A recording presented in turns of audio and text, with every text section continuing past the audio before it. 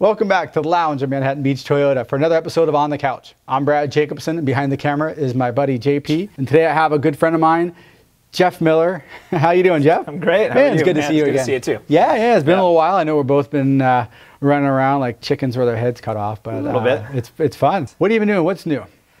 Main thing is chasing around my kids. So I have an 8-year-old and 10-year-old, so chasing them around AYSO and trying to get them in the water, surfing and running to and from a lot of places. I know you have that going on too. And then trying to mix in a little work and some surfing. It's so much fun being a father. You and I have that in common. When we were younger, our main goal was to surf and to have fun. And all of a sudden, this new thing comes in and changes your whole world. My daughter's 9, you got 8 and 10, so we're right in that same realm. It's a fun zone, huh? Yeah, talk a little bit about being a dad. Yeah, it's the whole thing's really fun. They start, when you bring them home from the hospital and all of that, but they get to a certain age, and it's not like everyone's age is perfect, but like 8 to 10 and 6 and 8, where you're just having so much fun all the time. And so, you're trying to teach lessons and teach them how to be independent and all that kind of fun stuff, and teach them the things that you're interested in and help them find stuff that they're interested in. But it's just like so much fun. Like I sat and watched the Dodger game, World Series Game 1 last night with my son on the couch like this, and he's asking me questions about baseball. I'm not like a huge baseball fan, but I did that with my dad, and it's great, So we're going to start off with a fun question for you. Do you have your phone on you? I do.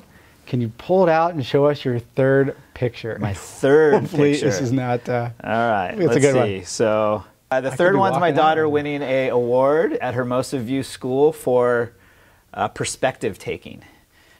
Perspective taking. What is perspective taking? It's a great question, and I asked. I love the photo. I love that. This is just like what we were talking about, being a dad. Totally. On your phone now is perspective taking. So like I was saying, like when I went to Pacific School and we had these awards, it was like good at math, or like like plays on the playground. And now it's perspective taking, which is awesome. It was like someone who's able to take into account like other people's perspective, someone to have like a worldly view and like show empathy and all these things. And I'm like, all right, Hermosa educational system. Like this you kind of need that these days, because with social media, when they're old enough, everything is more about me. So maybe if we catch them early and teach them, hey, look, it's not all about you. It's about everybody else. And you're part of that game. You're part of that. What's your favorite thing and worst thing about surfing in the South? Okay, so my favorite thing is paddling out, and 98% of the time I'm going to know at least one person. Right. And that goes for me if I'm surfing El Porto, which I surf a lot, or 4th Street where I grew up had to surf, or Hermosa where I live now, or the occasional shants to the breakwall or to Gillis and those kind of things. Like I'll always know somebody, either from growing up or from being a lifeguard here. I've been an LA County lifeguard for 20 years. So that's the best part, And people give a lot of crap to the waves here,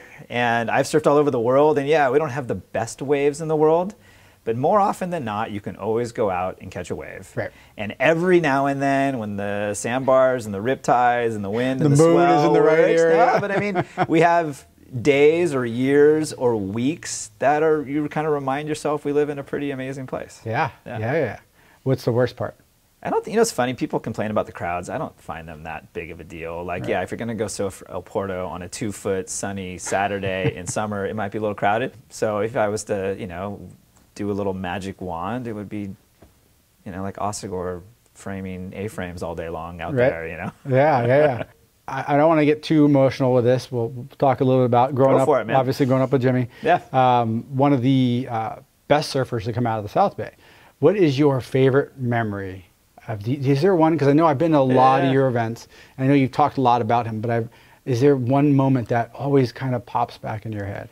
There's a bunch, obviously, so I go through like the whole mental Rolodex. Right. And, Jim loved surfing here at the South Bay, but he also was pretty much a global traveler. I mean, he was a trailblazer. And so some of my best memories were going on trips with him. And so, like, we had one, we were in Peru at Chicama, super longest left in the world. He was living down there. I was in, like, college, went down to go visit. It was just us two in the water. It was only, like, chest high. And these waves go on forever at Chicama. It's 2-mile-long left point. And he would catch a wave, and he would be so far, like, in the distance, he just looked like a speck.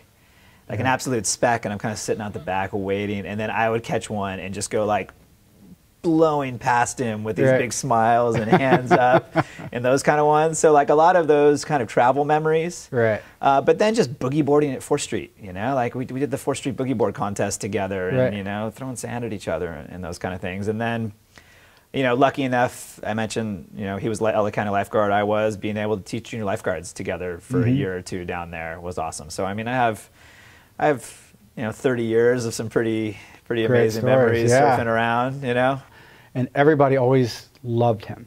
I've never heard someone go, well, you know, he was cool, but there was never a but. He was such a great guy, and it's too bad that we lost him at such a young age. Yeah, he had a good 35 years. Right. You know, he made a lot of impact on people's lives. Sure. He lived a really good life. You mentioned boogie boarding at 4th Street. Yeah. And some of the people that we've had here and some of the stories that I always hear, there's something about the 4th Street group. Sure. Whether it's some of the older guys, Derek Levy's, or when you come down to some of the younger guys. Yeah. How does that stay? So, I mean, I hear that you guys always go back on the weekends with the families now. You can't really put a finger on it. I think there's a little bit of just the way that little street is designed, being a flat walk street. I think you had some amazing families who were very open about inviting people into their homes and being the place where people hang out. You know, I didn't grow up on 4th Street. I grew up on 14th Street and then moved to 3rd Street and all this kind of stuff. But like, that's where we went to the beach because our friends were there, you know? And I think there's a group of parents who will let, you know, kids who weren't living there, they were there all the time, you know, and it's what it was. I don't know. And there's some funny stories, and they all, you know, rode their bikes to Robinson.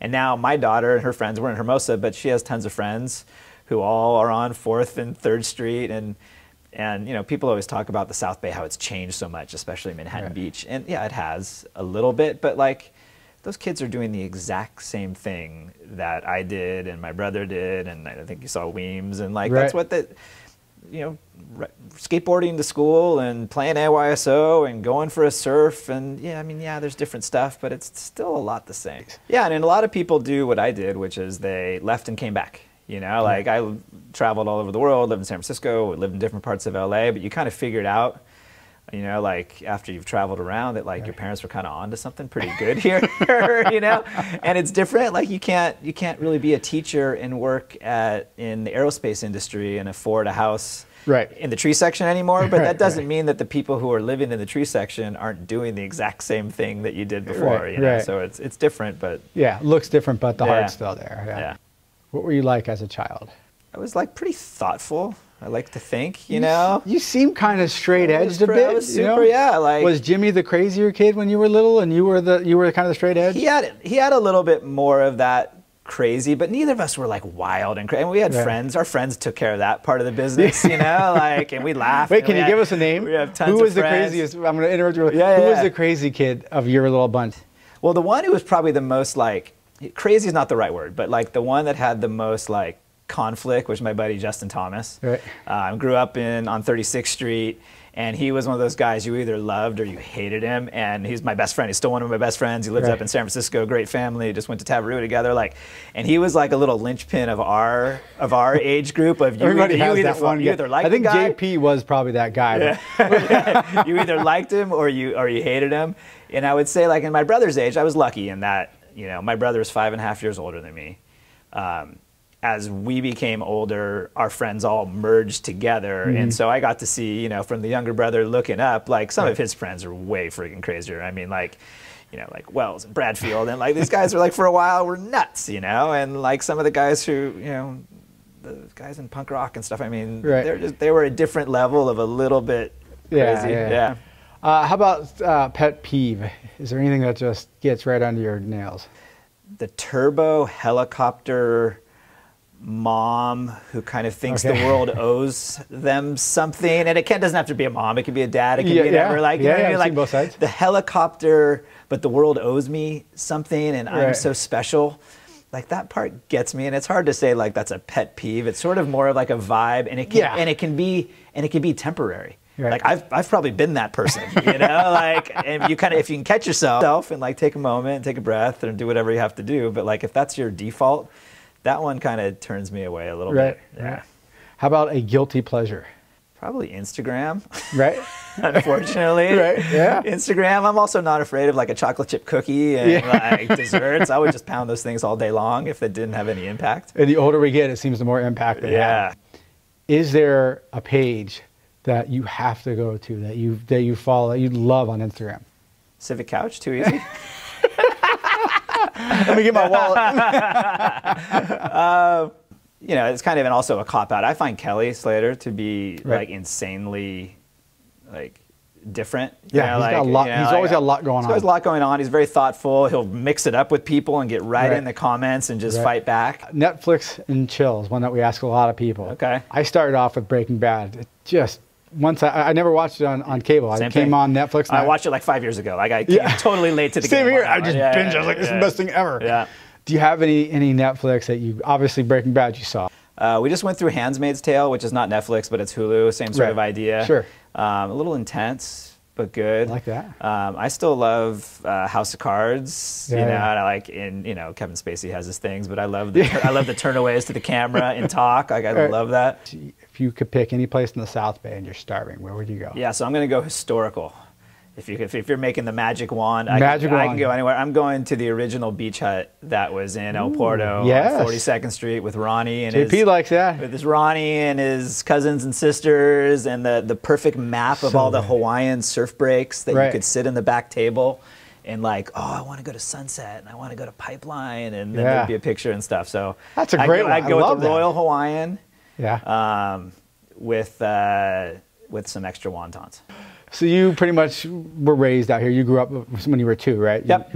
My parents moved from the D.C. area when we were 2. What was around back then that you loved, aside from the beach hut, that is no longer around? God, there's a bunch actually. Like and some I kind of wonder if I really like them or if I just liked it for that time of period. Like so, the Lamar Cafe, which is where Fonz's is right now. Oh yeah. That was not the movie theater, but it was named after the movie theater. That was a go-to after a good surf when we were like, when my crew of friends were like in that age where you could go for a surf, go home, and then go by yourself. Like it was kind of like you're in that 11, 12, you have a little bit of freedom, but you're still asking mom or dad for $5 or $10, you know. And that one, we'd sit there and heckle each other and yammer on about our waves and plan our next sessions and those kind of things. So that was a good one. Remember the tiles with the little boob chick on them? Yes. Oh, dude, that's so good. Where, if somebody was coming from out of town and say, hey, I want to go out and have a great time tonight, I want to drink, I want to hear music, blah, blah, blah, where would you say? I think, the best just bar still is Critters / North End. Like, I tell people from out of town, like, hey, if you just want like a mellow beach bar where you're going to have fun, you're going to hang out, you might meet some interesting people. It's circular, so it has that sort of thing. It's good because the ages, like, you don't get one age group. So I know we talked about Jimmy earlier, and for like the past, 15 years, you and your parents have obviously started and ran the Jimmy Miller Foundation. Tell me a little about what that does. When Jimmy passed, we wanted to do something. Everyone wants to do something, and we were lucky in that we had a really good group of supportive friends and families who wanted to help us do it. So it's certainly not just my family at all. We wanted to do something, and we connected with our good friend Carly Rogers, who She's phenomenal. Lifeguard friend of mine. We grew up together, and at the same time, she was at USC doing a thesis in occupational therapy on how surfing can help heal. And we're like, this is just amazing. We're going to put these two things together. We started with one little tiny group on the beach at El Porto from Holly Grove, which was a foster care community center. You can probably still remember that whole event in your head, can't you? Oh, perfectly. I can remember a couple of like the genesises of these days, like perfectly, of going out and meeting with them and saying what we wanted to do and organizing volunteers and getting surfboards. And we had this first day down at the beach in El Porto, and it was just like magical. One of our mantras is sort of like healing others as we heal ourselves, because the people who are volunteering are a lot of our friends and family and community and people who were inspired by Jimmy or knew him or he taught how to surf, and it also helps them kind of feel like they're giving back a little bit. Right. And so we did it with kids groups for the first 4 or 5 years. And then a friend of ours who was on our board of directors said, like, maybe we should take this to the military. These guys are coming. This was the time of Afghanistan and Iraq war, and these guys are coming back with PTSD, and there's all these wonderful new therapies. And so, and that's talking about like vivid memories of going down to Camp Pendleton and, you know, being really up, you know, wanting to put our like game face on and, you know, explain to the people like, hey, we're not just a bunch of like surfer dudes. Like, we want to come down here. We want to help. Yeah, you know. And so we go down, and through a lot of hard work and, you know, a lot of back and forth and them being open to it, we were able to get this one pilot program down at Camp Pendleton. And this one I remember like so clear as day. It's still my favorite ocean therapy day that we've had. We go down and we get this like A+ group of surf volunteers from here, like, you know, Tracy Geller and John Kim and like Chris Brown and like, I can't even remember. And we're like, okay, this is such a good group. And we're like, okay, this is our first day. We got to really, you know, we're going to be professional. We're here to help. And we show up at the beach like an hour early to get set up because we don't have a lay of the land at DMJ's, which is on the base. And we show up at 7 a.m. and it is firing. It is the best I've ever seen it. You got a group of surfers going. It's the best I've ever seen it since then, and I've been back there 20, 30, 50 times. I've never seen anything like it. And then we sit there, and it's just these spitting A-frame barrels. And it's like we're like an hour early, but I don't want them to like show up. And so I just put like the kibosh on it, like, hey guys, like we're here for a reason. Yeah. Like we can't like all be surfing and have these guys show up and we pull out of the water like, oh, one more wave, you know, like this is our pilot, this is our chance, you know. And so or you just take them out there and you're on your own. I'm gonna catch you. So we sat there and watched it, and it's just like it's firing off shores, and these guys, there's only like 10 people in the whole water because not that many people surf. Oh yeah, and it's hard to get out. You can't get on. Yeah, guys are spitting, getting spit out of barrels, and we're like looking at each other like, I know. So then these guys come down to the beach. We have one of the most magical days ever. We do get to surf like halfway through the day. The wind comes up a little bit. It's still fun, but like kind of missed that golden window. And at the end of the day, after we had like our little like talk that we have to wrap up an ocean therapy session, but we just kind of sat at the back of the beach with these guys. Most of them have just come back from overseas, and we're just drinking beers on the back of the beach and just telling stories. And you know, that like little time frame of sitting back there and having these guys tell us how their legs got blown up and why they can't think very well. And then us throwing in like the occasional surf story of, you know, getting smashed and stuff, and them going like, whoa, whoa.